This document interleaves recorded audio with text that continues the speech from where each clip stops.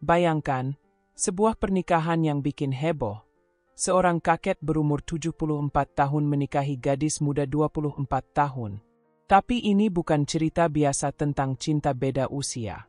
Ini kisah tentang pengorbanan yang menyakitkan, utang yang membelenggu, dan keputusan seorang gadis yang rela meninggalkan masa lalunya demi menyelamatkan keluarganya. Apa yang sebenarnya tersembunyi di balik mahar fantastis 3 miliar rupiah? Dan apa yang harus dia bayar setelah itu? Siapakah yang benar-benar menang dan siapa yang kehilangan dalam pernikahan ini? Simak kisah pilu penuh luka dan keberanian yang akan membuatmu mempertanyakan arti cinta dan pengorbanan sejati. Di belakang rumah tua milik keluarga Alia, berdiri sebuah pohon mangga besar yang sudah ada sejak ia kecil. Dahan-dahannya menjulur panjang, rimbun, seolah melindungi siapapun yang duduk di bawahnya dari panas matahari maupun rasa sepi. Pohon itu bukan hanya tumbuhan tua yang berdiri diam. Bagi Alia, itu adalah saksi bisu dari banyak hal. Dari tangisannya saat dimarahi ayahnya waktu kecil, dari tawa kecilnya saat bermain dengan adik-adiknya, sampai tempat paling sering ia habiskan waktu bersama Raka, laki-laki yang kini ia cintai lebih dari siapapun. Hari itu, seperti banyak hari lainnya, mereka duduk berdua di bawah pohon mangga, menyandarkan punggung di batang yang dingin dan keras. Raka membawa 2 gelas plastik berisi es teh manis dari warung dekat gang. Alia memegang satu, mengaduknya pelan dengan sedotan sambil memandangi langit. Cuaca cerah, tapi hati Alia terasa aneh, seperti ada sesuatu yang akan terjadi. Ia tidak tahu dari mana perasaan itu datang, tapi sejak seminggu terakhir, raut wajah ayahnya terlihat semakin berat. Ibunya juga jadi lebih banyak diam. Beberapa kali Alia mendengar mereka bicara pelan di ruang tengah, tapi ketika ia datang, pembicaraan langsung berhenti. Raka tahu soal itu, tapi seperti biasa, laki-laki itu memilih menenangkan Alia dengan senyum dan obrolan ringan. Katanya, semua masalah akan ada jalan keluarnya. Kita ini masih muda, ucapnya waktu itu. Masih bisa mulai dari mana aja. Alia hanya mengangguk, meski ia sendiri tidak seoptimis itu. Ia tahu Raka sedang berusaha keras. Mengajar anak-anak SD sebagai guru honorer, kadang jadi ojek online di sore hari. Tapi hidup seperti terus menertawakan mereka. Sudah 2 tahun mereka berpacaran. Tidak banyak yang tahu karena mereka sama-sama bukan tipe yang suka pamer. Raka bahkan belum pernah benar-benar bertemu orang tua Alia secara resmi. Bukan karena tak niat, tapi karena situasi keluarga Alia memang sedang tidak mudah sejak pandemi dulu. Alia, yang sempat kuliah D3 kebidanan, terpaksa berhenti di semester akhir karena orang tuanya tak sanggup membayar lagi. Ia bekerja serabutan, kadang jadi kasir di minimarket, kadang bantu catering milik tetangga. Seringkali, ia dan Raka hanya bisa bertemu seminggu sekali. Itu pun di sela-sela waktu istirahat atau saat Raka mengantar makanan ke rumahnya. Di bawah pohon mangga itu, mereka pernah saling berjanji. Tidak diucapkan dengan kata-kata manis, tidak dengan drama, hanya dengan tatapan yang sama-sama yakin. Janji bahwa mereka akan tetap bersama, walau hidup tak memberi mereka banyak pilihan. Tapi dunia, sekeras apapun mereka lawan, kadang tidak bisa dikalahkan hanya dengan janji dan cinta. Malam itu, setelah Alia masuk ke dalam rumah, ia mendengar ayahnya bicara dengan suara tinggi. Ibunya menangis pelan.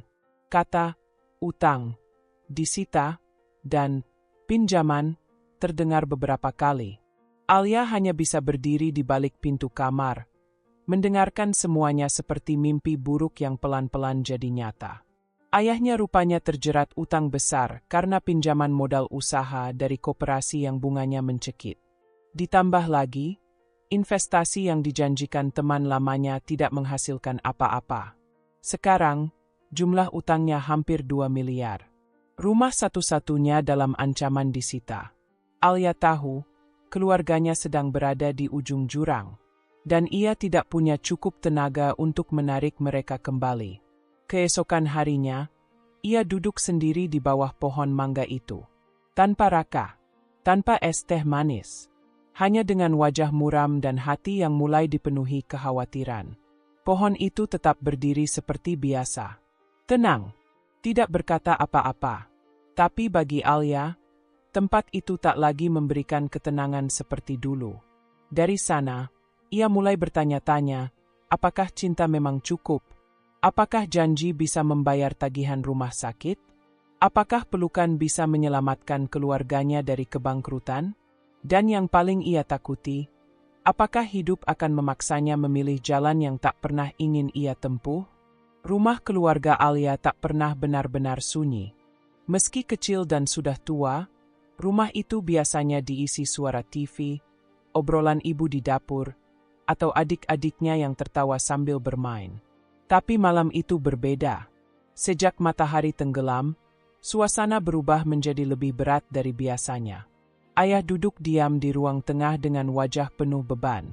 Ibu sesekali menatap kosong ke arah jendela. Kedua adik Alia yang masih duduk di bangku SMP dan SMA memilih berdiam di kamar. Tak ada yang benar-benar bicara sejak kabar utang itu terungkap. Bahkan suara sendok saat mengenai gelas pun terdengar terlalu keras.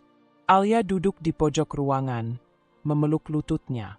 Ia tak tahu harus berbuat apa. Bahkan sekadar bicara pun rasanya sulit.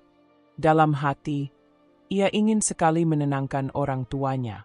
Tapi kalimat apa yang bisa ia ucapkan ketika ia sendiri tidak punya solusi? Hari sudah hampir berganti ketika suara ketukan terdengar dari arah pintu depan. Pelan, teratur. Ayah sempat menoleh ke arah jam dinding. Sudah lewat pukul 10 malam. Siapa yang datang malam-malam begini? Ketukan itu terdengar lagi, kali ini sedikit lebih keras. Ayah membuka pintu dengan waspada, dan di hadapan mereka berdirilah seorang pria tua dengan pakaian rapi. Wajahnya masih segar meski usia jelas terlihat dari rambutnya yang sudah memutih dan kulit yang mulai keriput. Di belakangnya, seorang sopir menunggu di dalam mobil hitam mewah yang terparkir di depan rumah. Alia tidak mengenalnya. Tapi ayah tampak mengenali tamu itu.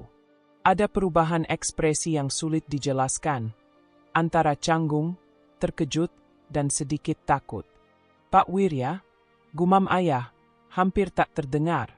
Pak Wirya, nama itu pernah disebut beberapa kali dalam cerita keluarga. Seorang mantan teman lama almarhum kakek Alia yang kini tinggal di kota, dikenal sebagai pengusaha perkebunan sukses yang hidup sendiri setelah ditinggal istri bertahun-tahun lalu. Dulu, dia hanya sekadar orang jauh dalam cerita keluarga. Tapi malam itu, ia datang membawa sesuatu yang lebih dari sekadar nostalgia. Pak Wirya dipersilakan masuk. Ia berbicara sopan, pelan, tapi jelas. Tanpa basa-basi, ia mengaku mendengar tentang kondisi keluarga ini, tentang utang, sakit, dan masa depan yang kini terasa gelap.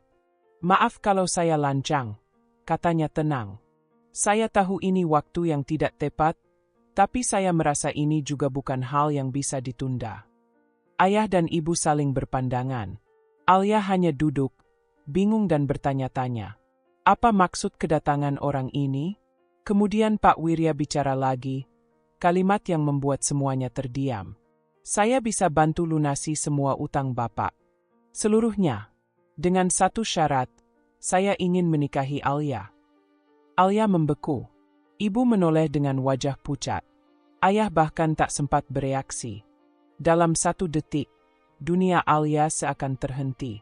Kata-kata itu mengendap di dalam kepala seperti racun yang menyebar perlahan.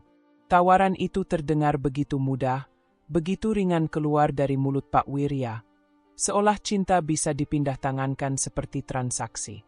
Dia bahkan tak sempat bertanya apakah Alia mau. Ia hanya menatapnya sebentar, seperti menilai barang yang akan dibeli. Mata pria itu tak menunjukkan niat buruk, tapi juga tidak menunjukkan kasih sayang. Hanya kehendak. Tak ada yang menjawab. Tak ada yang tahu harus menjawab apa. Pak Wirya pun berdiri, pamit dengan sopan.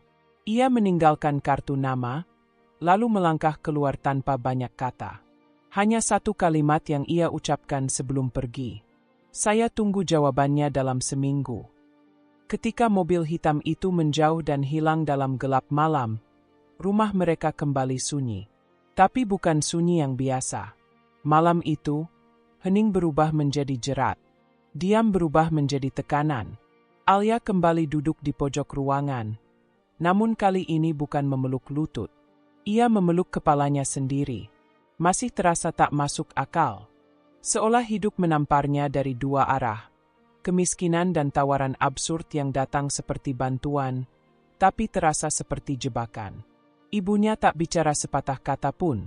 Ayah masuk ke kamar tanpa menatap siapapun. Dan di luar rumah, pohon mangga tua itu berdiri dalam gelap. Tak bisa menolong, tak bisa menenangkan. Untuk pertama kalinya, Alia merasa hidup menaruhnya di persimpangan yang sangat sempit. Satu jalan menuju pengorbanan, satu lagi menuju kehancuran.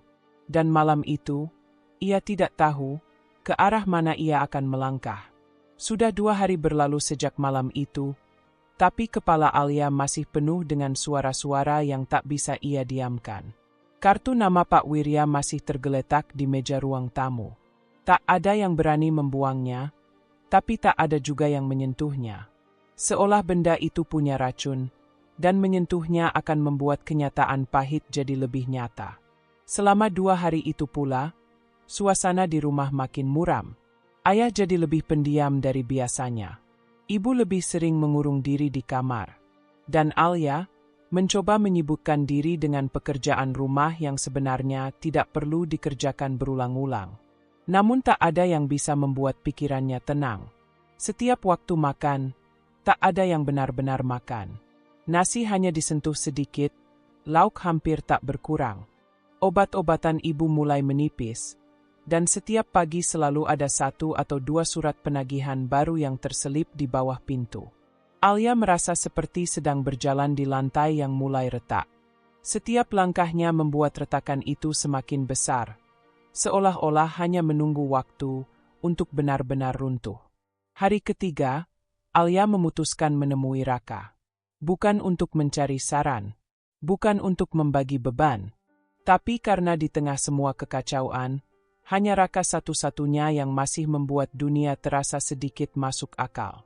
Ia berharap bisa menemukan ketenangan, tapi ia tidak menyangka pertemuan itu justru akan menjadi luka paling dalam yang pernah ia rasakan. Raka menyambutnya di depan rumah, seperti biasa. Masih dengan kaos putih yang sederhana, wajah bersih tanpa riasan, dan senyum hangat yang dulu selalu bisa membuat Alia tenang. Tapi hari itu, senyum itu memudar cepat, begitu melihat wajah Alia. Mereka duduk di tangga depan rumah, tanpa banyak bicara, hanya diam. Dan dalam diam itu, Raka tahu, ada sesuatu yang besar sedang terjadi. Butuh waktu lama bagi Alia untuk bicara. Tapi akhirnya, ia menceritakan semuanya. Tentang utang, tentang kondisi ibu, tentang kedatangan Pak Wirya, tentang tawaran yang membuatnya terjaga setiap malam. Ia mencoba menyampaikannya tanpa emosi, seolah ia hanya menyampaikan fakta. Tapi matanya mulai basah saat mengucapkan bagian terakhir.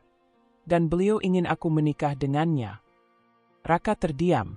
Lama sekali. Bahkan terlalu lama. Alia tahu laki-laki itu sedang mencoba memahami apa yang ia dengar. Tapi sekeras apapun Raka mencoba kelihatan tenang, air matanya menumpas segalanya. Pelan-pelan, menetes, jatuh ke lantai. Ia menangis. Bukan dengan suara keras, tapi diam-diam, dalam-dalam. Seperti orang yang kehilangan sesuatu yang tidak akan pernah kembali. Alia ingin menyentuh tangannya, ingin memeluknya, ingin mengatakan bahwa ia belum memutuskan apapun.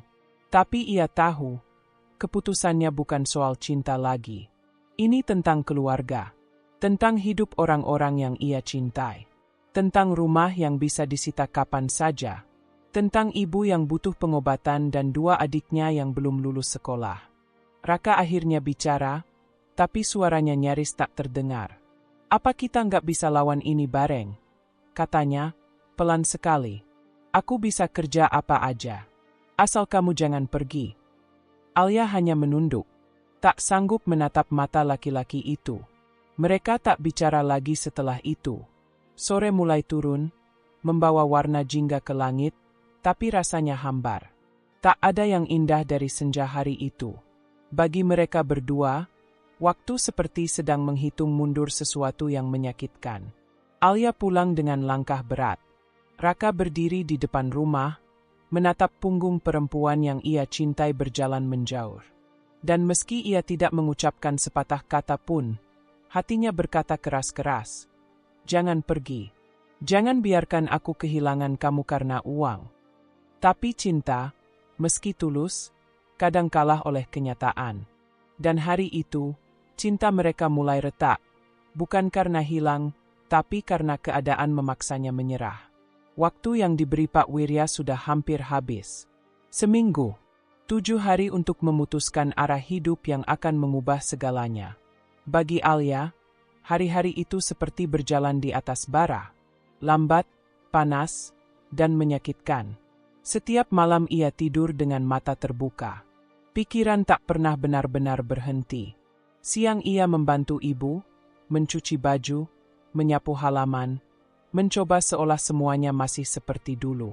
Tapi kenyataan selalu kembali, dalam bentuk surat penagihan, telepon dari nomor tak dikenal, dan wajah ibu yang makin pucat. Ibu tak pernah meminta langsung.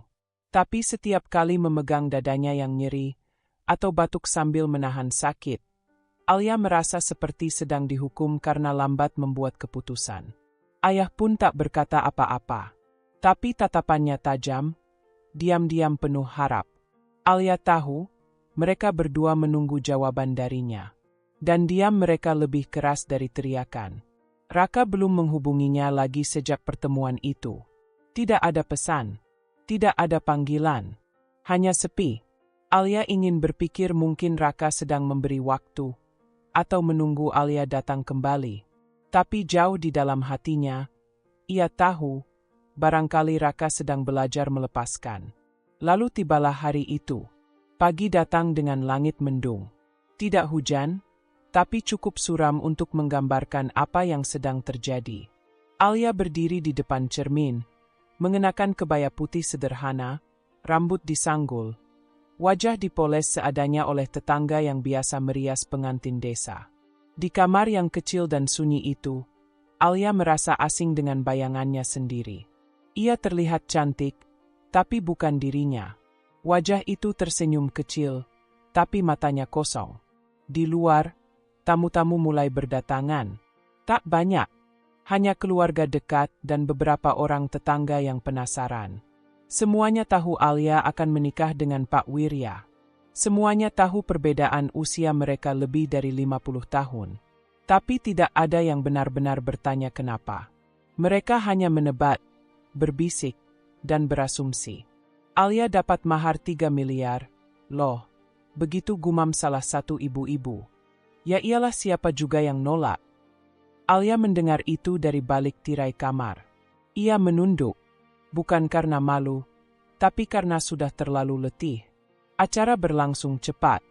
Tidak ada musik, tidak ada dekorasi mewah. Hanya meja, kursi, dan kain putih sederhana.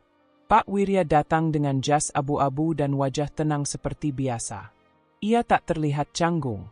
Ia tak terlihat bahagia juga. Seperti seseorang yang sedang menuntaskan urusan, bukan menjalani hari besar. Prosesi ijab kabul berjalan lancar. Suara penghulu terdengar jelas, tapi seperti sayup-sayup di telinga Alia. Saat nama lengkapnya disebut, hatinya bergetar. Tapi tubuhnya tetap diam. Ia duduk seperti boneka, tersenyum seperti diajarkan, dan menjawab pertanyaan seadanya. Mahar disebutkan, uang tunai sebesar 3 miliar rupiah, dibayar lunas. Tamu-tamu bersorak pelan. Beberapa ada yang bertepuk tangan. Tapi dalam diri Alia, tidak ada yang bersorak. Tidak ada yang tepuk tangan. Hanya ruang kosong. Saat tangannya dijabat oleh suaminya, ia memaksakan senyum. Pak Wirya menatapnya dengan tenang dan berkata pelan, Terima kasih sudah menerima saya. Alia hanya mengangguk. Tidak tahu harus menjawab apa. Setelah semua tamu pulang, dan malam mulai turun, Alia duduk sendirian di kamar pengantin yang disiapkan di rumah besar Pak Wirya. Kamar luas itu terasa dingin dan asing. Dindingnya bersih, tempat tidurnya empuk, lampunya hangat, tapi semuanya seperti bukan miliknya. Di atas meja, ia menaruh satu benda kecil, buku tua milik Raka. Buku yang dulu sering mereka baca bersama di bawah pohon mangga. Di dalamnya, ia selipkan secarik kertas kecil bertuliskan, "Aku memilih untuk menyelamatkan mereka, bukan karena aku tidak mencintaimu, tapi karena cinta kita tidak bisa menyembuhkan ibu. Maaf, aku menyerah sebelum kita selesai berjuang."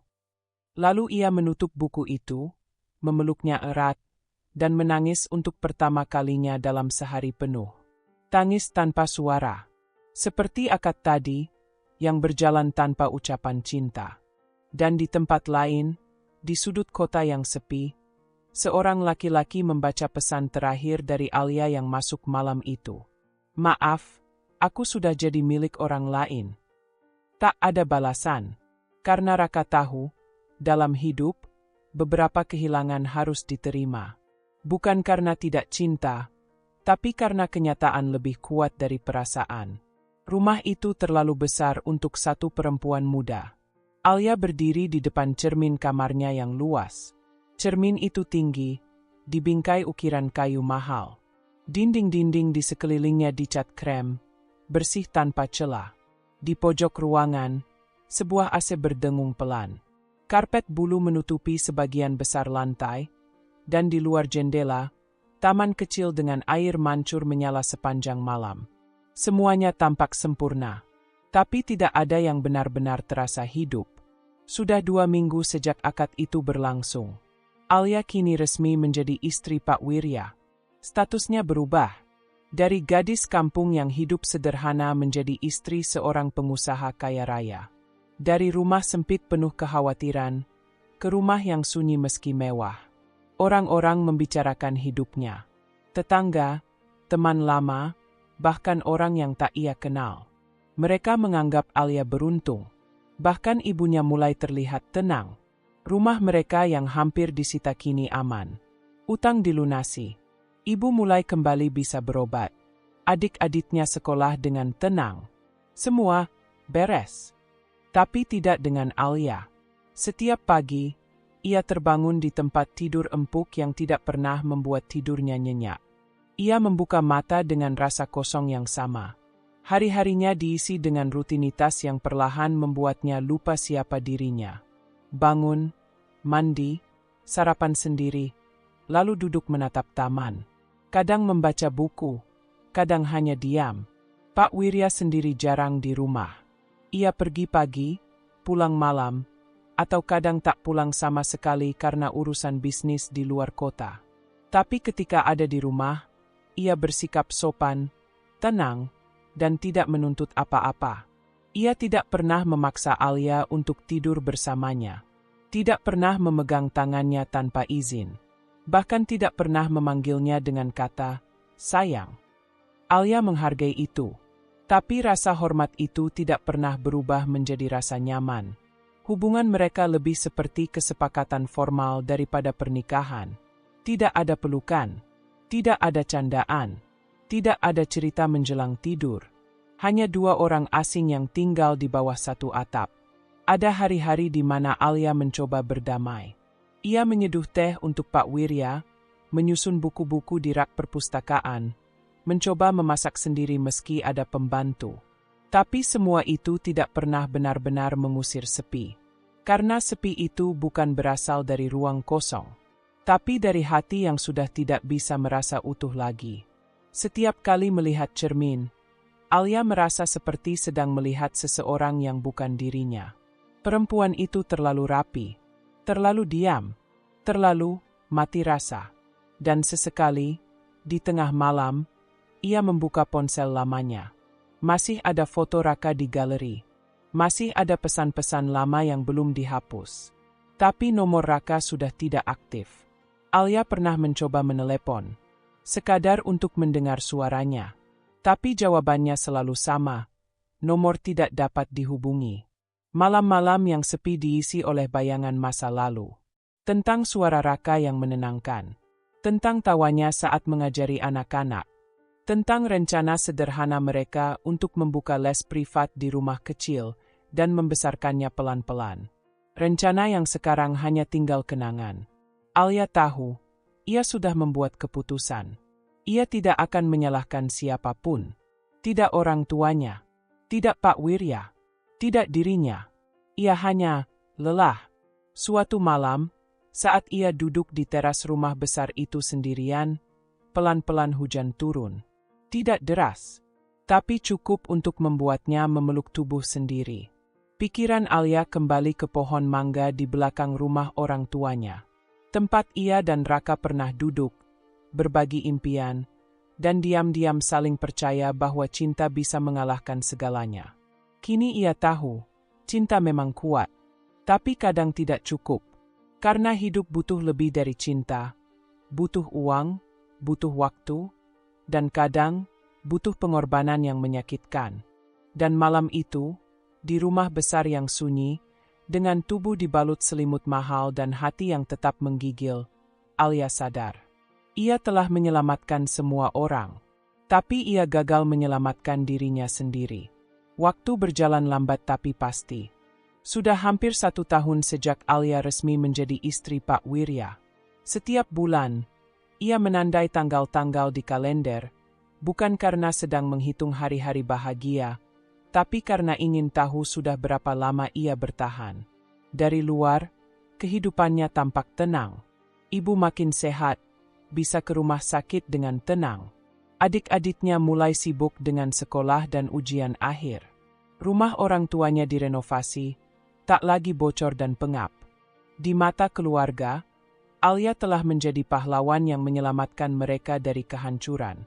Tapi di dalam dirinya, ada bagian yang terasa kosong dan tak bisa diisi. Bahkan oleh semua keberhasilan itu, Alia kini lebih banyak diam. Ia sudah terbiasa dengan rutinitas sepi di rumah besar itu. Sesekali ia menemani Pak Wirya sarapan, menanyakan kabar bisnisnya, bahkan mulai belajar tentang beberapa hal yang dulu tidak pernah ia pedulikan. Tentang kebun sawit, tentang harga pasar, tentang pengelolaan gaji karyawan. Pak Wirya tidak pernah bersikap kasar, tidak pernah meninggikan suara, tidak pernah mempermalukannya di depan siapapun, tapi juga tidak pernah mencintainya. Mereka hanya saling menjaga sopan, seperti dua orang yang bertemu karena takdir, tapi tak pernah benar-benar saling memilih. Hingga suatu sore, saat langit mulai berubah warna menjadi oranye keemasan, Pak Wirya pulang lebih awal dari biasanya. Ia terlihat lelah, lebih lelah dari biasanya. Alia menyambutnya seperti biasa, dengan senyum kecil yang tidak terlalu tulus, tapi tidak pula dibuat-buat. Mereka duduk di ruang tengah, minum teh, menatap taman yang perlahan ditutupi bayangan senja. Lalu, tanpa banyak kata, Pak Wirya menyodorkan sebuah kotak kecil berwarna coklat tua. Tertutup rapi, tidak ada hiasan. Hanya kotak biasa. Buka ini kalau saya tidak bangun besok pagi. Ucapnya pelan, seperti angin. Tidak dramatis. Tidak menatap dalam. Hanya berkata, lalu beranjak menuju kamarnya. Alia tidak menjawab. Ia hanya menatap punggung pria tua itu yang perlahan hilang di balik lorong rumah. Hatinya mulai terasa tidak enak. Tapi ia tidak mau menerka yang bukan-bukan. Malam itu, ia tidur lebih cepat dari biasanya. Tapi seperti banyak malam sebelumnya, matanya tak kunjung terpejam. Ia memikirkan ucapan Pak Wirya, lalu mengalihkan pikiran, lalu kembali memikirkannya. Hingga akhirnya pagi datang, dan suara di rumah tak seperti biasa. Pembantu rumah mengetuk pintu kamarnya dengan panik. Wajahnya pucat, tangannya gemetar. Bu Alia, Pak Wirya tidak bangun. Dunia Alia seperti berhenti sesaat. Ia segera berlari ke kamar suaminya. Di sana, Pak Wirya terbaring tenang. Sangat tenang. Tubuhnya sudah dingin. Matanya tertutup rapi. Seolah hanya tidur, tapi dengan kedamaian yang abadi. Tak ada rasa sakit. Tak ada jeritan. Tak ada drama. Hanya keheningan yang panjang. Dan satu kenyataan yang menampar keras. Pak Wirya sudah pergi. Alia menangis. Tapi tangis itu bukan karena cinta yang hilang. Tangis itu datang dari kelegaan yang aneh dan kesedihan yang rumit. Ia membuka kotak kecil itu malam harinya, setelah semua urusan rumah duka selesai. Di dalamnya, hanya ada satu lembar surat. Tulis tangan. Kertasnya sedikit kusut, tapi masih rapi. Alia, terima kasih karena sudah bersedia menemani tahun terakhir hidup saya. Saya tahu, kamu tidak pernah mencintai saya. Dan saya tidak pernah mengharapkan itu. Tapi saya juga tahu kamu adalah satu-satunya orang yang jujur dalam hubungan ini. Kamu tidak pernah pura-pura mencintai saya. Tidak pernah memanipulasi. Tidak pernah mempermainkan. Saya tidak bisa membeli cinta, Alia. Saya sudah terlalu tua untuk bermimpi memilikinya. Tapi saya bisa menggunakan hidup terakhir saya untuk memastikan kamu dan keluargamu tidak lagi hidup dalam ketakutan. Dan kalau itu yang membuat kamu bisa menjalani hidup lebih tenang, biarlah saya dikenal sebagai lelaki tua yang membeli kehidupan, bukan cinta. Maaf karena saya tidak datang ke hidupmu sebagai pangeran muda. Tapi percayalah, saya pergi dengan tenang karena pernah didampingi seseorang sekuat kamu. Jangan simpan luka ini terlalu lama. Kamu masih muda. Dunia masih panjang. Bebaslah sekarang. Wirya. Alia menangis dalam diam. Untuk pertama kalinya sejak menikah, ia merasa dihargai sebagai manusia. Bukan sebagai pengorbanan, bukan sebagai alat tukar, tapi sebagai seseorang yang diakui keberadaannya. Hari itu, Alia berdiri lama di jendela kamarnya. Menatap langit yang perlahan kembali cerah setelah hujan semalam. Ia masih sendiri, tapi kali ini bukan sendiri yang menyesakkan. Ini adalah sendiri yang memulai. 3 bulan setelah kepergian Pak Wirya, Alia pulang ke rumah masa kecilnya. Kali ini bukan untuk lari dari masalah, bukan karena tidak punya pilihan, tapi karena ia ingin kembali ke tempat yang dulu menenangkannya, tempat di mana semuanya bermula, dan mungkin diakhiri. Rumah orang tuanya kini tampak jauh lebih baik dari sebelumnya. Dicat ulang, lantainya sudah keramik, atapnya tidak lagi bocor, dan pagar sederhana berdiri rapi di halaman depan. Ayah dan ibu menyambutnya dengan pelukan hangat. Tidak ada air mata, tidak juga pertanyaan yang menyudutkan. Ibu terlihat lebih sehat, meski rambutnya mulai beruban. Ayah tidak lagi sekeras dulu, dan adik-adiknya kini sudah sibuk belajar, bercita-cita masuk kuliah. Semuanya seperti berjalan baik. Bahkan, terlalu baik.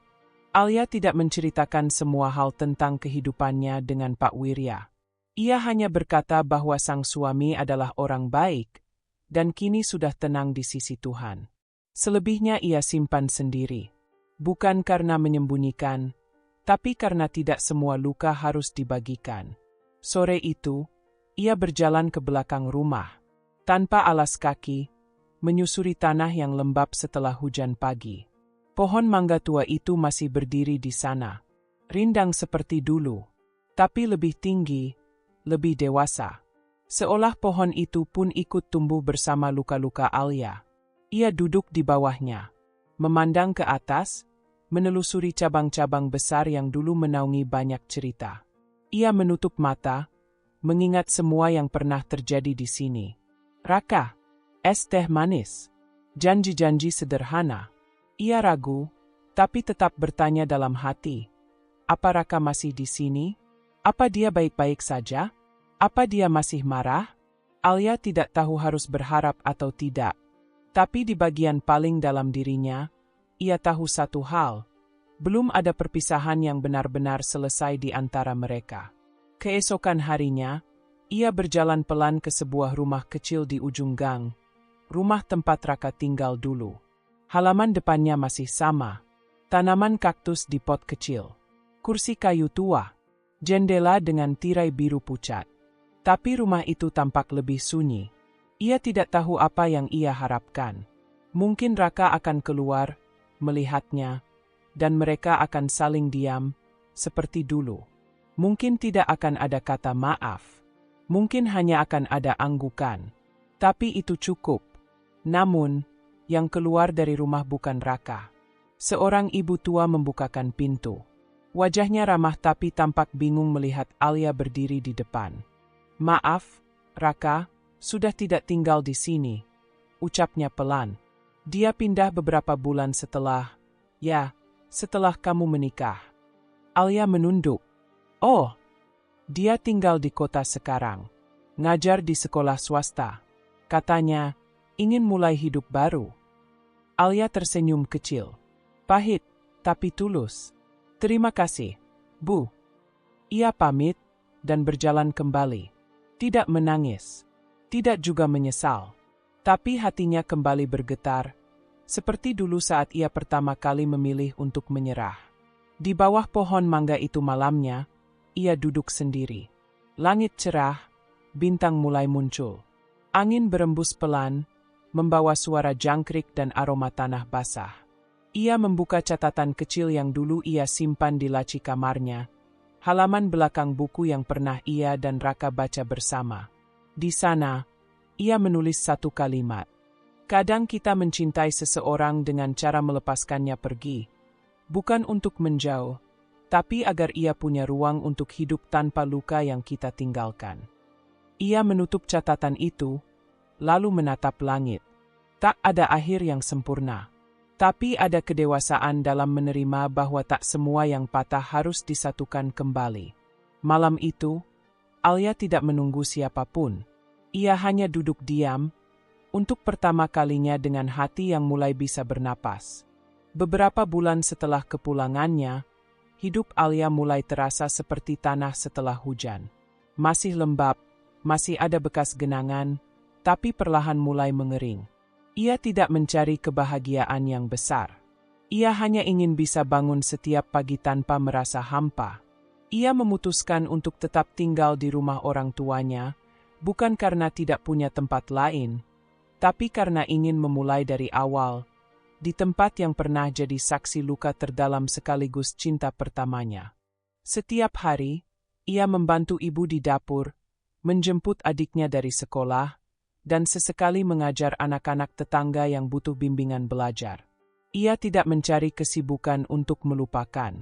Ia hanya ingin hidupnya punya arah, walau pelan. Salah satu kamar di rumah ia ubah menjadi ruang baca kecil. Di dalamnya, ia susun buku-buku yang ia bawa dari rumah Pak Wirya. Buku-buku itu dulu tidak pernah benar-benar ia sentuh. Tapi sekarang, halaman demi halaman mulai ia buka. Bukan untuk mencari jawaban, tapi untuk mengisi waktu dengan sesuatu yang tidak menyakitkan. Suatu pagi, ia menerima surat dari notaris yang dulu menangani warisan Pak Wirya. Di dalamnya, disebutkan bahwa Alia berhak penuh atas satu rumah, sejumlah tabungan, dan tanah kecil di pinggir kota. Tidak ada syarat, tidak ada perjanjian lanjutan. Semua diberikan secara sah. Alia hanya membaca surat itu sekali, lalu menyimpannya di laci. Bukan karena tidak peduli, tapi karena ia tahu, itu bukan hal yang harus dipamerkan atau dibanggakan. Ia tahu betul, harta itu datang dari keputusan yang ia ambil di titik paling gelap dalam hidupnya. Ia memilih menyumbangkan sebagian untuk beasiswa anak-anak di desanya. Sebagian lain, ia simpan untuk kebutuhan keluarga. Sisanya, ia gunakan untuk membangun tempat kecil di dekat sekolah, ruang baca dan bimbingan belajar gratis. Tidak mewah, hanya satu lantai, 2 ruangan, dengan rak sederhana dan papan tulis di dinding. Tiap sore, anak-anak datang. Beberapa hanya untuk membaca, beberapa belajar, beberapa duduk diam, seperti mencari tempat aman. Alia tidak banyak bicara. Ia hanya ada di sana, menjadi seseorang yang hadir. Suatu hari, salah satu anak bertanya, polos, "Bu Alia, kenapa ibu nggak nikah lagi?" Alia tersenyum. Ia tidak menjawab dengan jawaban panjang. Ia hanya bilang, kadang hidup nggak harus selalu tentang menikah. Kadang, cukup dengan bisa berguna. Anak itu tidak mengerti. Tapi Alia tidak berharap ia mengerti sekarang. Malam harinya, Alia duduk sendiri di bawah pohon mangga. Sudah menjadi kebiasaan barunya. Tempat itu kini menjadi miliknya lagi, bukan kenangan, tapi bagian dari hidup yang ia pilih sendiri. Ia menulis di buku catatannya satu kalimat, pelan, sebelum menutupnya. Aku pernah kehilangan cinta, tapi aku tidak kehilangan diriku selamanya. Lalu ia menatap langit, tidak berharap Raka akan kembali, tidak menyesali masa lalu, tidak juga mencari akhir yang sempurna. Karena untuk pertama kalinya dalam hidup, Alia tidak menjalani hidup karena keadaan. Bukan karena orang lain, bukan karena hutang, bukan karena cinta, tapi karena ia memilih jalan ini sendiri.